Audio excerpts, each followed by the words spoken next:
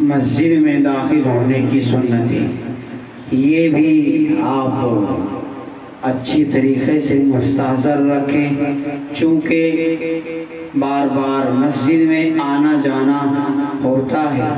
5 وقتہ نمازوں کے لیے، اس کے علاوہ بھی۔ تو اگر ہم ان 5 یہ سنتیں مستحضر رکھیں گے، ہمارا آنا جانا سنت کے موافق اور مطابق ہوگا، تو یہ عبادت بن جائے گا اور سنت زندہ کرنے والے آپ بن جائیں گے۔ تو سب سے پہلے مسجد میں داہنا پیر داخل کریں۔ سنت نمبر 1 مسجد میں داخل ہونے کی سنتوں میں سے سنت نمبر 1 یہ ہے کہ داہنے پیر کو پہلے داخل کریں۔ سنت نمبر 2 دعا پڑھیں، اللہم افتح لی ابواب رحمتک۔ سنت نمبر 3 آپ درود شریف بھی پڑھیں، بسم اللہ والصلاة والسلام علی رسول اللہ، اس کو پہلے پڑھ لیں اور بعد میں دعا پڑھ لیں، اللہم افتح لی ابواب رحمتک۔ سنت نمبر 4 اعتکاف کی نیت کریں کہ اگر آپ عربی زبان میں نیت کر سکتے ہیں نویت الاعتکاف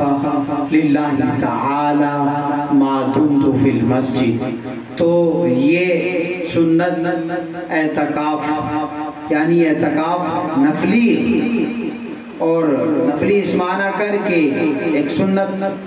اعتکاف رمضان میں ہوتا ہے، اس کے ٹوٹنے سے اس کی قضا ضروری ہوتی ہے، اور اس میں وہ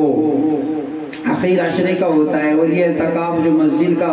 ہم 1 منٹ کا بھی کر سکتے ہیں، جتنی دیر کے لیے بھی ہم مسجد میں داخل ہوئے اتنی دیر کی آپ نیت کر لیں،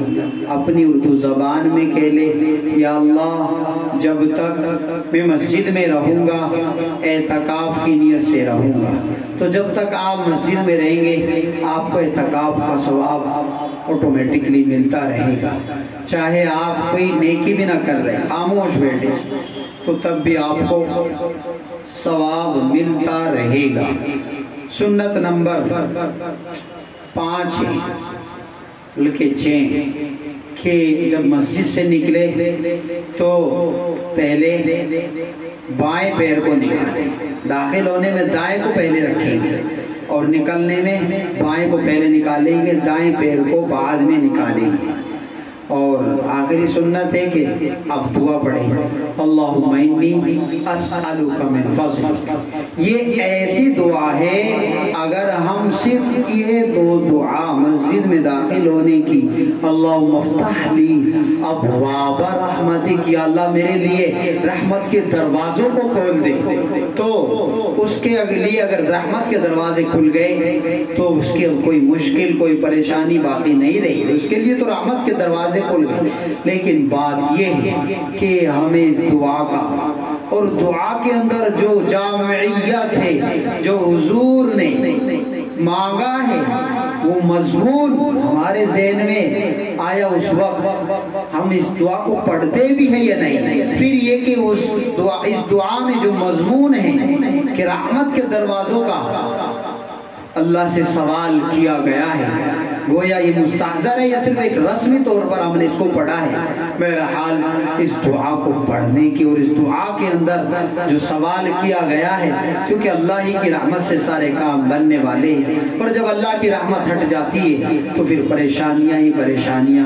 مقدر میں بنتی ہیں، مقدر میں ہوتی ہیں۔ اس لیے اس دعا کا بھی اور نکلتے وقت اللہم انی اسألک من فضلک، یا اللہ میرے لیے اپنے فضل کے دروازے کھول دے، فضل میں رزق بھی آ گیا، ساری دوڑ دھوپ ہم کس لیے کر رہے ہیں؟ روزی روٹی کمانے کے لیے، اور دنیا میں ہم بہترین رزق پانے کے لیے۔ رزق صرف کھانا نہیں ہے، رزق میں سب کچھ آ جاتا ہے، تو فضل سے مراد رزق ہے، اور بلکہ یہ ساری چیزیں، تو ان سب چیزوں کا خاص خیال رکھیں۔